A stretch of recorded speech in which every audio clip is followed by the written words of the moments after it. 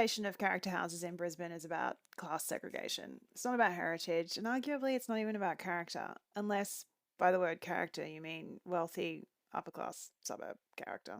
Now, this is in Bulimba. Someone sent this to me and asked me what my thoughts were. So they're lifting this house and extending it. This is what it will look like when they're finished. Quoting, luxurious 3-story mansion with pool, gym, underground garage that can fit 10 cars.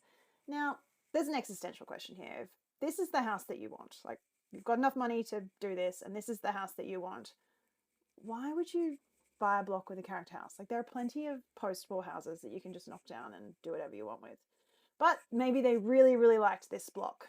So the reason for this kind of bizarre renovation is that in Brisbane, you have to retain any character house. So any house built between the beginning of time and 1947. Well, not exactly the beginning of time, because we know that we don't preserve Aboriginal heritage. Anyway, most of these houses were constructed in the interwar period. These were working class houses back in the day. Watch some of my other videos. Places like these are considered the slums of Brisbane, and most character houses have been demolished. So there's only about 1 in 5-ish that are still retained. So up until the 1980s, most of these were knocked down. It was about 30 years ago that people thought, well, actually, is there something unique about this type of housing? And maybe we should preserve it. So from about the mid-1990s, 1995, they introduced demolition control precincts, so areas where demolition was prohibited.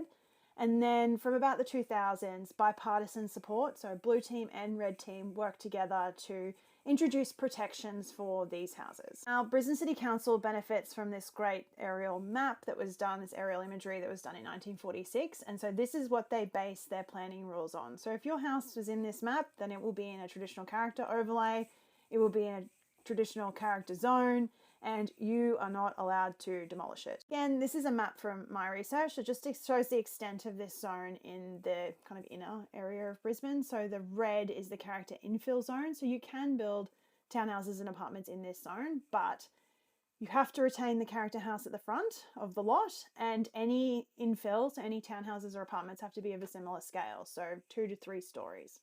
In the pink zone, you cannot do infill, but you can still subdivide if your block is big enough. So if you've got an 800 square meter block, you can still subdivide it and have 2 400 square meter lots, for example, but you still have to have that character house at the front. That preservation requirement is what leads to buildings like this. Like, I used to think this was bad. Like, I would look at this and be like, what have they done here? And what character you're actually preserving here?